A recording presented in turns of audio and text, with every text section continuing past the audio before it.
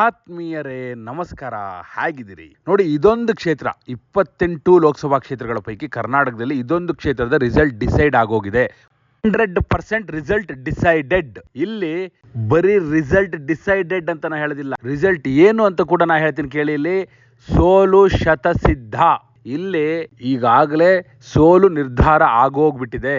ಯಾಕೆ ಅಂದ್ರೆ ಸೋಲಿಸ್ಲಿಕ್ಕೆ ಅಂತ ಹೇಳಿನೇ ಅದೇ ಪಕ್ಷದವರೇ ತೊಡೆ ತಟ್ಟಿ ನಿಂತ್ಕೊಂಡ್ಬಿಟ್ಟಿದ್ದಾರೆ. ಹಂಗಾಗಿ ನಾ ಹೇಳ್ತಿದ್ದೀನಿ, ಸುಮ್ಮನೆ ಹೇಳ್ತಾ ಇಲ್ಲ, ಸೋಲಿಸ್ತೀನಿ, ಯಾರು ಗೆಲ್ಸ್ಕೊತೀರ ನೋಡೋಣ ಅಂಥೇಳಿ ಓಪನ್ ಆಗಿ ತೊಡೆ ತಟ್ಟಿ ನಿಂತ್ಕೊಂಡಿದ್ದಾರೆ.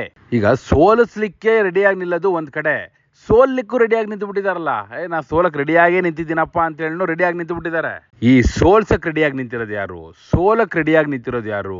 ಹೆಂಗ್ ಸೋಲಿಸ್ತಾರೆ, ಹೆಂಗ್ ಸೋಲ್ತಾರೆ, ಅಲ್ಲಿನ ವೋಟರ್ಸ್ ಪ್ಯಾಟರ್ನ್ ಯಾವ ರೀತಿ ಇದೆ, ಜಾತಿ ಲೆಕ್ಕಾಚಾರ ಯಾವ ರೀತಿ ಇದೆ, ಎಲ್ಲವನ್ನು ಹೇಳ್ತೀನಿ. ಸೋಲು ಶತಸಿದ್ಧ ಯಾಕೆ ಅಂತ ಹೇಳ್ತೀನಿ ನಾನು ನಿಮ್ಗೆ. ನೋಡಿ, ಕೋಲಾರ ಲೋಕಸಭಾ ಕ್ಷೇತ್ರದ ಬಗ್ಗೆ ನಾನು ಮಾತಾಡ್ತಾ ಇದ್ದೀನಿ.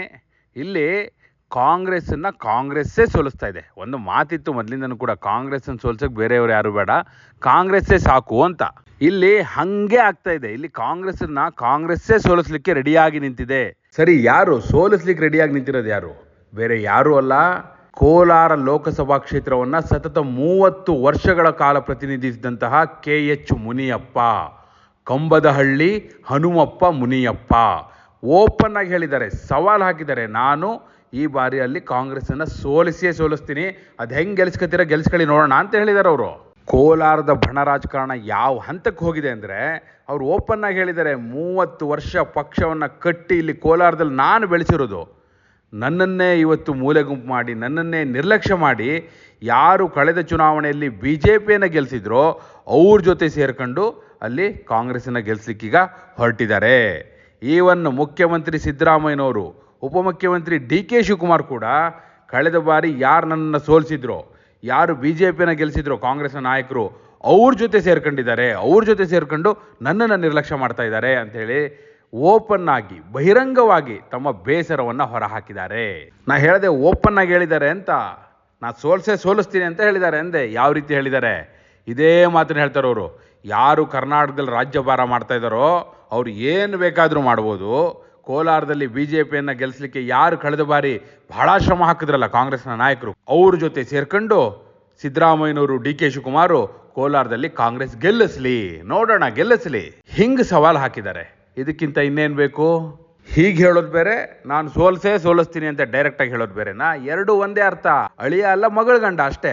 ಆಮೇಲೆ ನೋಡಿ, KV ಗೌತಮ್, ಯಾರೀಗ ಹೊಸ ಮುಖ ಅಂತೇಳಿ ಕೋಲಾರಕ್ಕೆ ಎರಡೂ ಬಣದವರು ಅಲ್ಲ ಅಂಥೇಳಿ ಬೆಂಗಳೂರಿಂದ ಕಳಿಸ್ಕೊಟ್ರು, ಅವರು ಡೈರೆಕ್ಟಾಗಿ ಫಸ್ಟ್ ಹೋಗಿದ್ದು ರಮೇಶ್ ಕುಮಾರ್ ಅವ್ರ ಬಣದ ಕಡೆ, MC ಸುಧಾಕರ್ ಹತ್ರ, ಹಾಗೂ ಅವ್ರ ಜೊತೆ ಯಾರ್ಯಾರಿದ್ದಾರೋ ಅವ್ರನ್ನೆಲ್ಲರನ್ನು ಭೇಟಿ ಮಾಡಿದ್ರು. ಅದು ಬಿಡಿ, ಕಾಂಗ್ರೆಸ್ ಪ್ರಚಾರದ ಅಭಿಯಾನವನ್ನ ಇದೇ ಕೋಲಾರದ ಕುರುಡುಮಲೆ ಗಣಪತಿ ದೇವಸ್ಥಾನದಿಂದ ಶುರು ಮಾಡಿದ್ರಲ್ಲ, ಆಗೆಲ್ಲಿದ್ರು ಮುನಿಯಪ್ಪ? ಮುಖ್ಯಮಂತ್ರಿ ಸಿದ್ದರಾಮಯ್ಯನವರಿದ್ರು, DK ಶಿವಕುಮಾರ್ ಇದ್ರು, ರಮೇಶ್ ಕುಮಾರ್ ಬಣದವರೆಲ್ಲ ಇದ್ರು. ಆದರೆ ಮುನಿಯಪ್ಪ ಎಲ್ಲಿದ್ರು ಅಂದ್ರೆ, ಎಲ್ಲೂ ಫಾರಿನಲ್ಲಿ ಇರಲಿಲ್ಲ, ಬೇರೆ ರಾಜ್ಯದಲ್ಲೂ ಇರಲಿಲ್ಲ, ಅಲ್ಲೇ ಪಕ್ಕದಲ್ಲೇ ಚಿಕ್ಕಬಳ್ಳಾಪುರದಲ್ಲಿದ್ರು ಅವರು. ಚಿಕ್ಕಬಳ್ಳಾಪುರದಲ್ಲಿ ರಕ್ಷಾರಾಮಯ್ಯ ಪರವಾಗಿ ಪ್ರಚಾರ ಮಾಡ್ತಾ ಇದ್ರು, ಎಲೆಕ್ಷನ್ ಕೆಲಸನೇ ಮಾಡ್ತಾ ಇದ್ರು. ಈ ಕಡೆ ಕೋಲಾರಕ್ಕೆ ಬರೋಕ್ಕಾಗ್ತಾ ಇರಲಿಲ್ಲ ಅವರಿಗೆ.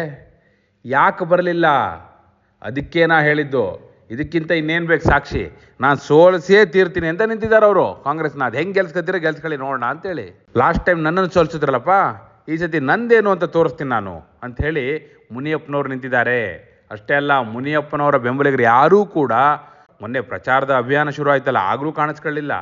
KV ಗೌತಮ್ ಜೊತೆನೂ ಕಾಣಿಸ್ಕೊತಾ ಇಲ್ಲ, ಚುನಾವಣಾ ಅಖಾಡದಲ್ಲೇ ಕಾಣಿಸ್ಕೊಳ್ತಾ ಇಲ್ಲ.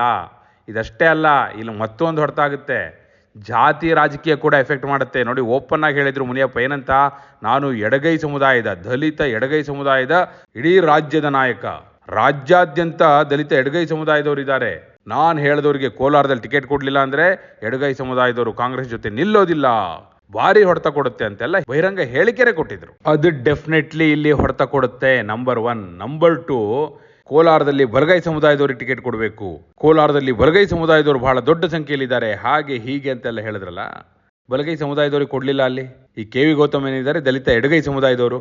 ಸೊ ಅಲ್ಲಿ ಬಲಗೈ ಸಮುದಾಯದ ಮತಗಳೂ ಕೂಡ ಕಾಂಗ್ರೆಸ್ಸಿಗೆ ಬೀಳೋದಿಲ್ಲ. ಅದು ಹೊಡ್ತ ಆಗುತ್ತೆ. ನಂಬರ್ 2 ಮತ್ತು ನೋಡಿ, ಅವ್ರು ಹೇಳಿದ್ದಾರೆ, ಓಪನ್ ಆಗಿ ಹೇಳಿದ್ದಾರೆ, ನಂಗೆ ಚಿಕ್ಕಬಳ್ಳಾಪುರ ಉಸ್ತುವಾರಿ ಕೊಟ್ಟಿದ್ದಾರೆ ಕಾಂಗ್ರೆಸ್ ಹೈಕಮಾಂಡು, ನಾನು ಚಿಕ್ಕಬಳ್ಳಾಪುರದಲ್ಲಿ ಕೆಲಸ ಮಾಡ್ತೀನಿ, ನಾನು ಯಾಕೆ ಕೋಲಾರದ ಕಡೆ ಬರಲಿ, ನಾನು ಕಾಂಗ್ರೆಸ್ ಪ್ರಚಾರದ ಅಭಿಯಾನ ನಡೆದಾಗಲೂ ಅಲ್ಲೇ ಇದ್ದೆ, ಇನ್ನು ಮುಂದೇನೂ ಅಲ್ಲೇ ಇರ್ತೀನಿ, ನಾನು ಕೋಲಾರದ ಕಡೆ ತಲೆ ಹಾಕೊಳ್ಳಲ್ಲ, ಇವ್ರು ಗೆಲ್ಸ್ಕೊಳ್ಳಿ, ನೋಡೋಣ ಅದು ಹೆಂಗೆ ಗೆಲ್ಸ್ಕೊತಾರೋ ಗೆಲ್ಸ್ಕೊಳ್ಳಿ ಅಂಥೇಳಿ ಮುನಿಯಪ್ಪನವರೇ ಹೇಳಿದ್ದಾರೆ. ಅಷ್ಟೇ ಅಲ್ಲ, ಕಾಂಗ್ರೆಸ್ ಪ್ರಚಾರದ ಅಭಿಯಾನ ಕೋಲಾರದಲ್ಲಿ ಆರಂಭ ಆಯ್ತಲ್ಲ, ಅದಕ್ಕೆ ನನಗೆ ಆಹ್ವಾನನೇ ಕೊಟ್ಟಿಲ್ಲ, ನನ್ನ ಯಾರು ಕರೆದೇ ಇಲ್ಲ, CM ಕರೆದಿಲ್ಲ, DCM ಕರೆದಿಲ್ಲ, ಯಾರು ಕರೆದೇ ಇಲ್ಲ. ಹಿಂಗಿರುವಾಗ ನಾ ಹೆಂಗೆ ಹೋಗೋಕ್ಕಾಗುತ್ತೆ? 30 ವರ್ಷ ಇಲ್ಲಿ ಪಕ್ಷ ಕಟ್ಟು ಬೆಳೆಸಿದ್ದೀನಿ, ಯಾಕೆ ನನ್ನ ಕರೆದಿಲ್ಲ ಅಂತ ಹೋಗಿ ಕೇಳಿ, CMನ DCMನ ನೀವೇ ಕೇಳಿ ಅಂತ ಹೇಳಿದ್ದಾರೆ ಅವರು. ಅಲ್ಲಿಗೆ ಅವರ ಅಸಮಾಧಾನ, ಅವರ ಬೇಸರ, ಅವರ ಬೇಗುದಿ ಈಗ ಬಹಿರಂಗವಾಗಿ ಸ್ಫೋಟ ಆಗಿದೆ. ಇದು ಕೋಲಾರವನ್ನು ಬಲಿ ಪಡೆಯೋದು ಖಂಡಿತ. ಅದಕ್ಕೆ ನಾ ಹೇಳಿದ್ದು, ಇಡೀ ರಾಜ್ಯದ 28 ಲೋಕಸಭಾ ಕ್ಷೇತ್ರಗಳ ಪೈಕಿ ಯಾವುದಾದ್ರೂ ಒಂದು ಕ್ಷೇತ್ರ ಈಗಾಗಲೇ ಡಿಸೈಡ್ ಆಗೋಗಿದೆ ಅಂದರೆ ಅದು ಬೇರೆ ಯಾವುದೂ ಅಲ್ಲ, ಕೋಲಾರ. ಕೋಲಾರದಲ್ಲಿ ಕಾಂಗ್ರೆಸ್ ಸೋಲು ಶತಸಿದ್ಧ ಅಂತ ನಾವು ಹೇಳ್ತಾ ಇಲ್ಲ, ಸ್ವತಃ ಮುನಿಯಪ್ಪನವ್ರು ಹೇಳಿದ್ದಾರೆ. ಇವೆಲ್ಲವೂ ಕೂಡ ಓಪನ್ ಸ್ಟೇಟ್ಮೆಂಟ್, ಯಾವುದು ಅಂತೆಕಂತೆ ಅಲ್ಲ, ಊಹಾಪೋಹ ಅಲ್ಲ, ಹಂಗಂತೆ ಹಿಂಗಂತೆ ಹೌದಂತೆ ಇಲ್ವಂತೆ ಅಲ್ಲ, ನೇರವಾಗಿ ಮುನಿಯಪ್ಪನವರ ಬಾಯಿಂದ ಬಂದಿರುವಂಥ ಮಾತುಗಳನ್ನೇ ಹೇಳಿದ್ದೀನಿ. ಹೀಗಿರುವಾಗ ನೀವು ಹೇಳಿ, ಕೋಲಾರದಲ್ಲಿ ಕಾಂಗ್ರೆಸ್ ಗೆಲ್ಲಲಿಕ್ಕೆ ಸಾಧ್ಯವಾ? ಕೋಲಾರದಲ್ಲಿ ಗೆಲ್ಲೋದು ಯಾರು? KV ಗೌತಮ್ಮ, ಮಲ್ಲೇಶ್ ಬಾಬುನ? ಎಸ್, ನಿಮ್ಮ ಅಭಿಪ್ರಾಯವನ್ನು ಕಮೆಂಟ್ ಮೂಲಕ ತಿಳಿಸಿ. ಹಾಗೆ ನೀವಿನ್ನೂ ನಮ್ಮ ಚಾನಲ್ನ ಸಬ್ಸ್ಕ್ರೈಬ್ ಮಾಡಿಲ್ಲ ಅಂದರೆ ಈಗಲೇ ಸಬ್ಸ್ಕ್ರೈಬ್ ಮಾಡಿ. ಧನ್ಯವಾದ.